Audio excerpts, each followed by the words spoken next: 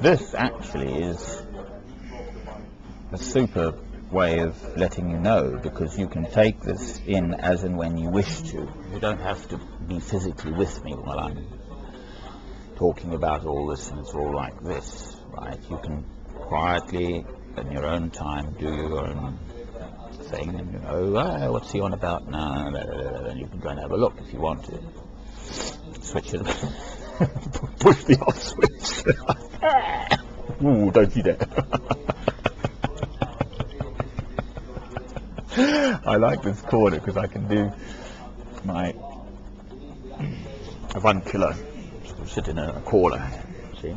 So I don't know why. And then the other person I must mention, okay, and this also you must know about this, is St. Francis of Assisi. His dates are about 1170 to 1272, I think, to 46. He was 44 years old when he died, right? But there were the Poor Clares, so this is God's work. There was St. Francis of Assisi, who to me is the most wonderful human being who's ever lived. He came closest to God as a human being of all human beings ever, other than John, of course. Christ loved the Matthew, Mark, Luke, and John. You know, the apostles are sort of not included in that. But afterwards, so there are other saints, and St. Benedict, if you like, because I've avoided becoming a Benedictine, whatever, but St. Francis is St. Francis. But there were the Poor Clares, so there was a young woman in Assisi who also heard God calling her at about the age of 16. They're an entirely enclosed order. Right at the end of his life, they shared with her nuns and his monks a meal, of course, completely Platonic. But that was God's plan, to have St. Francis, the Franciscans, and the Poor Clares, they're known as C-L-A-R-E, spelled that way, not the other way. Now, this you and I thing, well,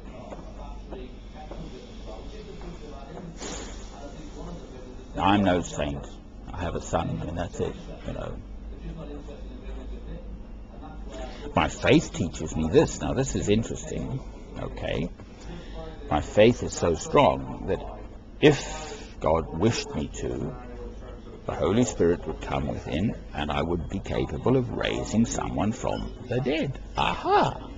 But no, I don't think we need that now, because everyone would be saying, oh, you tricked, you're a miracle worker. Oh, yes, ha, ha, ha. You were just, conning the public. So we don't live in that age. I haven't been alone around the world. Forget anyone else I've known and telephone calls and stuff. I'm alone, dear. I can't just pick up a phone and, go and be with someone. I haven't been physically with anyone for... And I know I haven't got AIDS, by the way, because I have... I used to give blood. So I know I haven't got... So they test your blood. I know I haven't got AIDS. You must know about that. For definite sure. Equally as I know I only have one child in this world. Some people, they ask them, and men, they say, oh, well, I'm not too sure, might have one or two knocking about somewhere. No, that is not me. You must know about these things. I have a past. I'm 52 years old. I must have done something. So you must know about these things. Beethoven now, there was this countess, but she was married.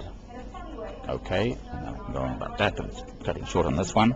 And then Vincent van Gogh also had his scene, S-I-E-N, but he had no one. The poor chap was alone.